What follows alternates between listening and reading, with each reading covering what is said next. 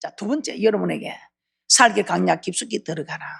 이 말을 저는 믿음을 키우라는 말씀으로 권하고 싶습니다. 왜 날마다 성전에 모여야 되겠습니까? 왜 살길 강약 깊숙이 들어가야 됩니까? 믿음의 사람이 되라고. 온 세상 믿음으로 이루기는 믿음의 사람이 되라고. 믿음으로 가는 나라, 하나님 나라. 우리 하나님께서는 우리를 구원하시고 모두가 천국에 오기를 얼마나 기다리고 계시겠습니까? 근데 이 믿음이 무엇입니까? 믿음은 순종입니다. 순종 잘하는 사람 보고 우리가 믿음 좋다 하지. 순종 안 하는 사람 보고 믿음 좋다 합니까? 순종 잘하는 사람 보고 믿음이 좋다고 하는 것입니다. 이스라엘 백성들 광야로 나왔을 때 여러 가지 어려움을 만났습니다. 마라에 도착하니 물이 있어서 마시지 못하겠다고 원망합니다. 또 신광야에서는 먹을 것이 없다고 원망합니다. 러미딤에서는 마실 물이 없다고 원망합니다. 아말렉 대적이 나타났을 때는 그때 또한 원망합니다. 이 어려움을 만날 때마다 그들은 모세와 하나님을 원망했습니다. 그러나 하나님은 그들의 원망을 다 들으시고 그때마다 그들의 문제를 다 해결해 주셨습니다. 썰물은 달게 해주시고 신강에서는 하늘에서 만나를 내려주시고 러비딤에서는 생수를 공급해 주시고 아말렉 적군 앞에서는 아말렉 적군들을 멸하여 주셨습니다. 다 원망하지 않고 원망하고 탓하는 그들에게 다 들어주셨습니다. 그런데 웬일입니까? 그 이스라엘 백성들이 시내산에서 율법을 받고 언약 체계를 한 이후에는 우리 하나님께서 그들이 원망할 때 어떻게 했습니까? 우리는 이걸 알아야 합니다. 그래서 신앙은 싸움입니다. 싸움에 나갈 만한 자를 계수하는 게 1년 2개월입니다. 이 율법을 받고 언약 체계를 하고부터 한 1년이 지나면 1년 2개월이 지나면 싸움을 싸워 전쟁을 해야 된다며. 어떤 전쟁? 순종과 불순종의 전쟁. 믿음의 사람이 되느냐 믿음의 사람이 되지 못하느냐 싸움이다 이 말입니다. 그 민수기 11장에 보면 원망 불평할 때 여호와께서 진노하사 여호와의 불로 그들 중에 불어 진끝을 사르게 하셨다고 합니다. 만나만 먹는 것이 이제는 실증이 납니다. 만나를 해결할 때는 할렐루야 할렐루야 하다가 이제는 실증이 났습니다. 그때 고기를 달라고 원망합니다.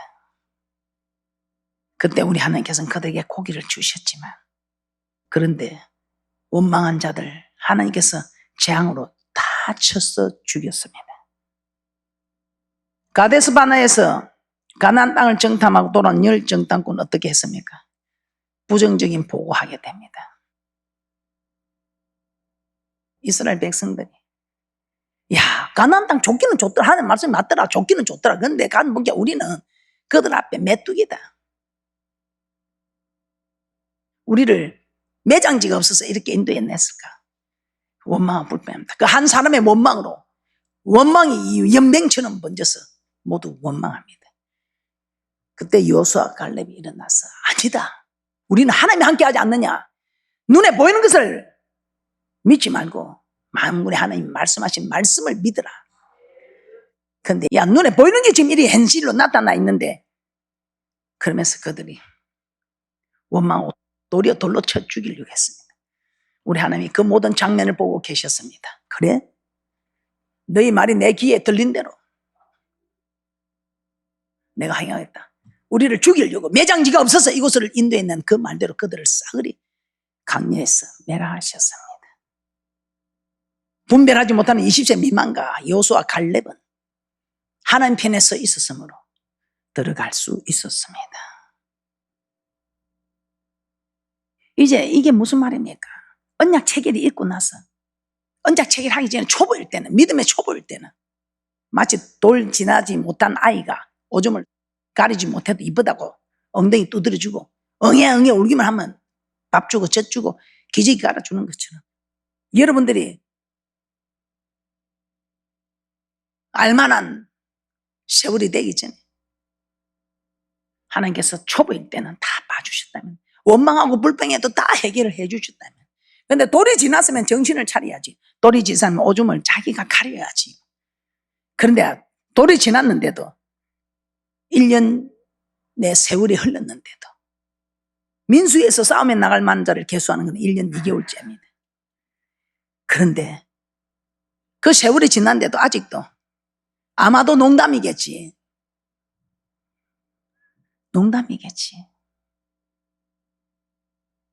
그렇게 생각했을 때 우리 하나님께서는 그들이 말한 대로 야 우리를 죽이려고 다 데리고 났냐. 매장지가 없었어. 우리가 여기서 죽는다. 그 죽는다는 소리 그대로 다 죽었습니다. 여러분 아직 선생이 되지 못해서 그냥 원망하고 불평하고 불순종합니까? 히브리서 5장 12절입니다. 때가 오래되면 너희가 마땅히 선생이 될 터인데 너희가 다시 하나님의 말씀의 초보가 무엇인지 누구에게 가르침을 받아야 할 것이니 젖이나 먹고 단단한 식물을 못 먹을 자가 되었도다. 오래되었다. 말씀을 가르침을 받은 시간이 많이 흘렀다는 겁니다. 이제는 내가 가르치는 선생이 돼야 돼. 말씀도 가르치고 행동도 모습도 본이 되고 그런 가르치는 선생이 되어야 할 것인데 아직도 젖이나 먹고 단단한 것을 먹지 못하는 어떻습니까? 오늘 여기 1년 2개월이 1년이 못된 분들이 계십니까? 그분은 아직도 엉애엉애 울어도 하나님이 다 봐주실 것입니다.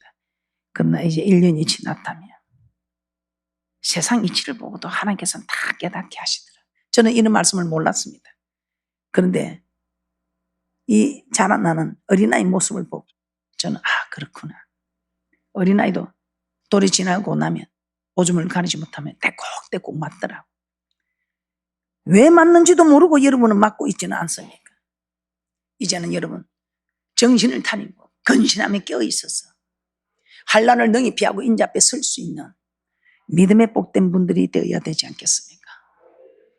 이렇게 믿음으로 장성한 분량으로 세워야 합니다. 그런데 참 이런 장성한 분량의 말씀을 줘도 서지 못한다면 이런 장성한 분량의 말씀을 받지도 못한 사람들은 어떻게 될까요? 그냥 평탄한 데 서 있어도 우리가 내 믿음을 지키지 못한다면 장이란 물속에서 그 흔들리는 장이란 물속에 중심을 잡지 못하는 그곳에서 어떻게 서 있을 것이냐 이 말. 여러분의 믿음은 어떻습니까? 믿음으로 세상 이길 믿음의 준비가 되어 있습니까? 시간이 흐르면 믿음이 마땅히 자라야 합니다. 믿음이 자라지 않으면 믿음이 정지되어 있는 것이고 아니 정지되어 있는 것이 오히려 믿음이 퇴보하고 있다는 것입니다. 사도 바울은 이런 얘기를 했습니다. 어떤 형편 속에서도 우리가 낙심하지 않는 것은 그 사람은 후패하지만 속 사람은 날로 새롭게 되기 때문이라고 합니다. 고린도서 4장 16절입니다. 고린도서 4장 16절입니다. 그러면 우리가 낙심하지 아니하노니 그 사람은 후패하나 우리의 속은 날로 새롭다다. 그 사람 육의 사람 세월이 흐를수록 늙어갑니다. 아름다움도 사라지고 건강도 사라지고 힘도 없어집니다. 점점 죽어간다 이 말입니다. 이는 누구도 막을 수 없는 일이죠. 그러나 우리의 속 사람은 세월이 지나면 늙지도 않고 오히려 날로 새로워갑니다. 더 아름답고 건강하고 더 힘이 날 수 있는 영의 사람으로.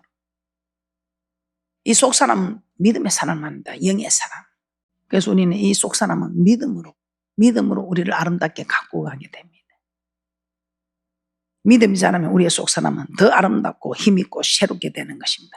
그 사람은 시간이 흐르면 죽어가지만 이 믿음의 사람 속 사람은 더 자라고 강성하여 간다는 것입니다. 그래서 우리의 믿음이 자라야 합니다. 그래서 우리 하나님께서는 살 길 강약 깊숙이 들어가라. 네가 믿음의 사람이 되라. 믿음의 사람이 되기 위해 힘쓰라 이 말입니다. 믿음의 사람이 되기 위하여 성전에 날마다 성전에 가라 이 말입니다. 왜냐면요. 베드로전서 2장 2절입니다. 베드로전서 2장 2절 하나님의 말씀 우리에게 신령한 적과 같아서 우리를 구원에 이르도록 자라게 하는 하나님의 말씀. 베드로전서 2장 2절입니다. 갓난 아이들같이 순전하고 신령한 젖을 사모하라.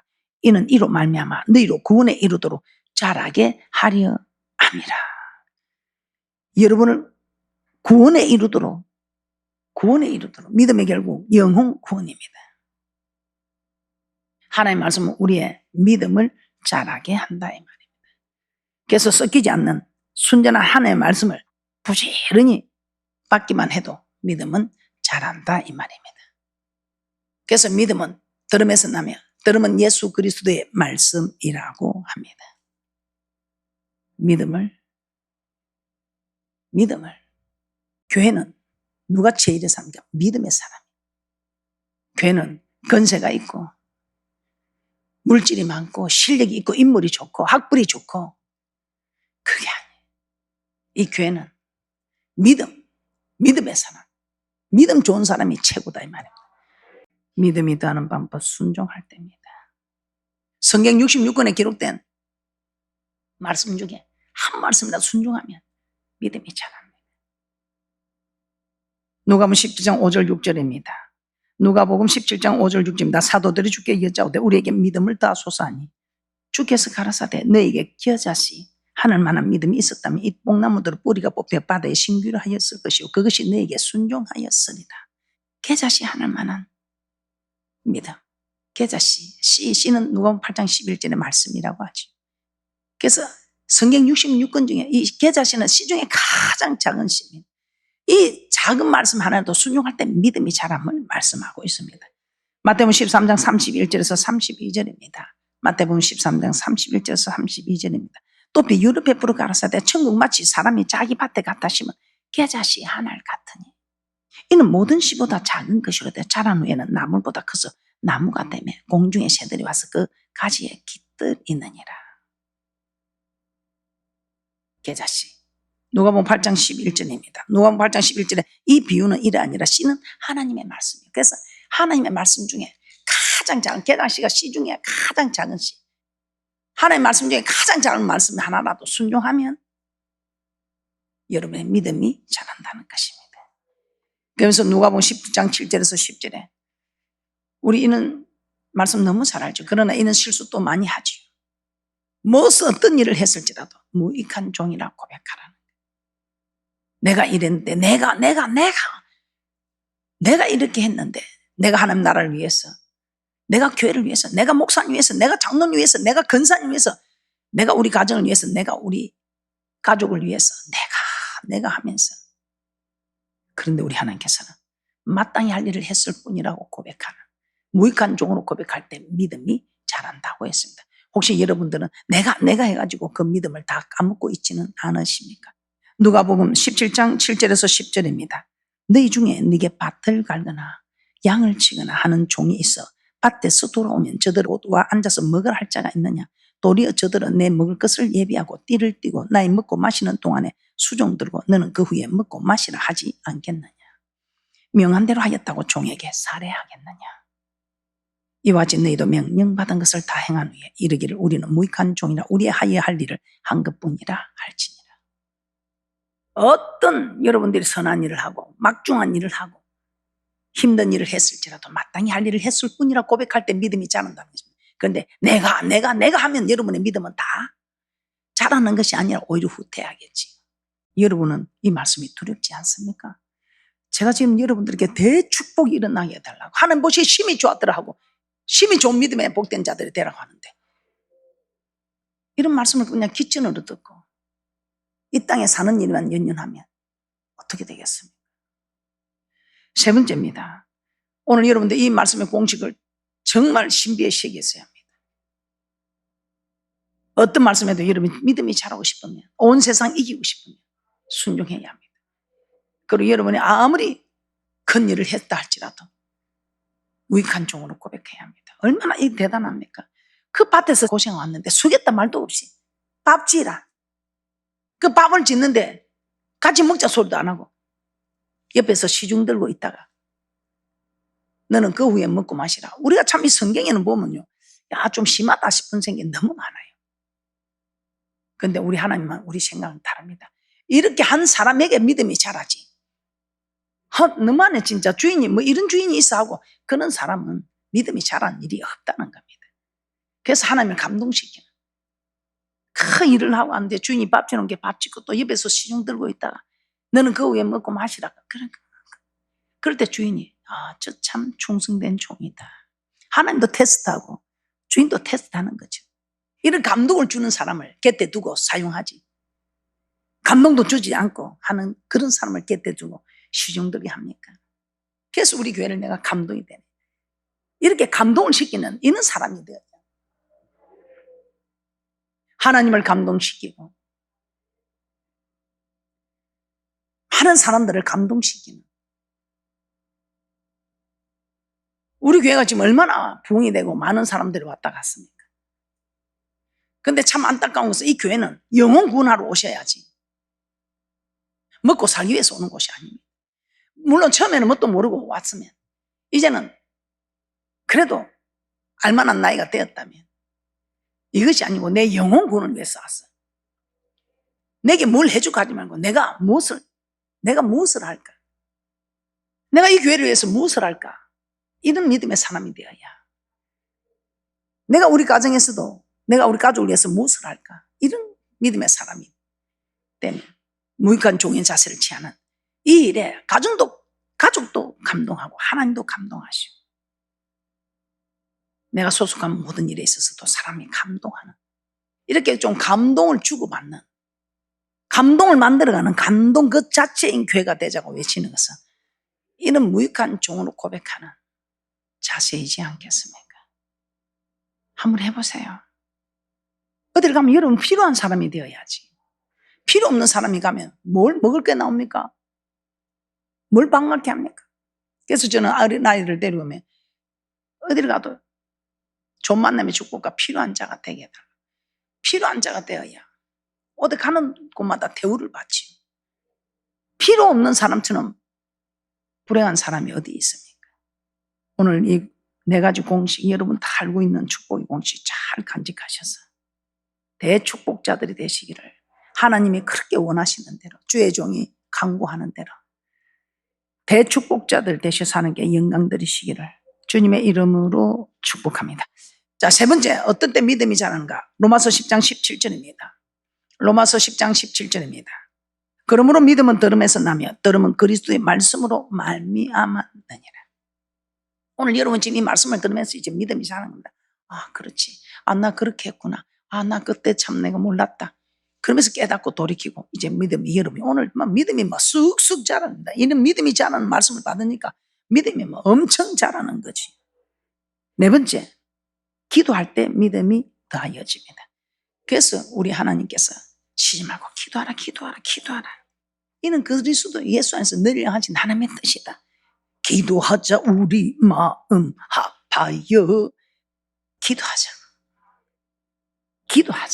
왜냐하면 기도에는 다른 이유가 없습니다. 기도가 답입니다. 기도가 나의 미래입니다. 제자들은 이 귀신 들린 자를 쫓아내지 못했습니다. 그래서 왜 우리를 쫓아내지 못합니까? 물어보니까 너희 믿음이 적은 연고다 이랍니다. 그런데 마가복음 9장 28절 29절에서는 우리는 왜 그 귀신을 등이 쫓아내지 못했습니까? 하니까 기도 외에 다른 곳으로는 이런 유가 나갈 수 없답니다. 그래서 기도하면 믿음이 자란다는 거예요. 믿음이 적은 것은 기도가 적다 이 말입니다. 그래서 기도를 하면 믿음이 일어난다, 믿음이 자란다 이 말입니다. 자, 마태복음 17장 19절에서 20절입니다. 마태복음 17장 19절에서 20절입니다. 이때 제자들이 종용이 예수께 나와 가로되 우리는 어찌하여 쫓아내지 못하였나이까? 20절입니다. 가라사대 너희 믿음이 적은 영혼이라 진실로 너에게 이르노니 너희가 만일 믿음이 한 계자씩만큼만 있으면 이 산을 명하여 여기서 저기로 옮기라 하여도 옮길 것이 또 너희가 못할 것이 없으리라. 믿음이 적은 영혼랍니다. 그런데 마가복음 9장 28절에서 29절에서는 또 이렇게 말씀하고 있습니다. 마가복음 9장 28절에서 29절입니다. 집에 들어가시며 제자들이 종용이 묻자오되 우리는 어찌하여 능히 그 귀신을 쫓아내지 못하였나이까? 29절입니다. 이르시되 기도 외에 다른 것으로는 이런 유가 나갈 수 없느니라 하시니라. 그래서 믿음이 적은 것은 기도가 적다 이 말입니다. 그래서 기도함으로 여러분의 믿음이 자라기 때문에 우리 하나님께서 쉬지 말고 기도하라. 이는 그리스도 예수 안에서 너희를 하는 뜻이다. 믿음도 자라고 우리가 기도할 때 하나님께서 우리를 대신하여 싸워주시고. 다섯 번째, 어떨 때 믿음이 자라는가? 성령을 받으면, 이 성령을 받으면 믿음이 자라게 된다면 로마서 8장 16절에 성령이 친히 우리 영으로 더불어 우리가 하나님의 자녀인 것을 증거하시나니. 제가 그런 이야기 하죠. 자기 어머니가 자기를 낳아주는 거 본 사람 아무도 없습니다. 볼 수도 없죠. 그런데 자기 어머니가 자기를 낳았다고 절대 그냥 믿고 사는 거야. 왜? 믿어지니까. 이 엄마가 나를 낳아준 엄마라고 믿어지니까. 하나님이 없다 하시는 분들도 이 성령이 임하면 하나님 살아있다고 믿어지니까. 그래서 성령을 받으면 믿음이 자란다는 것입니다. 하나님이 친자녀인 것을 증거하여줘. 이 성령은 어떤 일이 있어도 받을 수 있을 때 빨리 받아야 돼요. 이 성령을 받은 사람은 하나님이 살아계심을 압니다. 그래서 자기가 혹시 세상을 나가도 항상 뒷꼭지가 당겨. 내가 아버지 집에 가야 될 텐데. 아버지 집에 가야 될 텐데. 근데 이 성령을 받지 못한 사람은 마음이 상했어. 뭐 기분이 나빴어. 뭐 일이 잘 안 풀렸고 막 교회를 떠났어. 생각도 없어 떠나버리는 거야. 생각도 안 나. 뒷꼭지도 안 당겨. 근데 이 성령을 받은 사람은 내가 가야지. 이걸 성령 세례 받은 사람들의 고백입니다. 그 고백을 듣고 제가 말씀하는 겁니다. 요한복음 16장 13절입니다. 요한복음 16장 13절에서도 그러하나 진리의 성령이 오시면 그가 너희를 모든 진리 가운데로 인도하시니 그가 자의로 말하지 않고 오직 듣는 것을 말하시며 장래 일을 너희에게 알리시리라. 진리의 성령이 오시면 우리를 진리 가운데로 인도합니다. 사도행전 1장 8절입니다.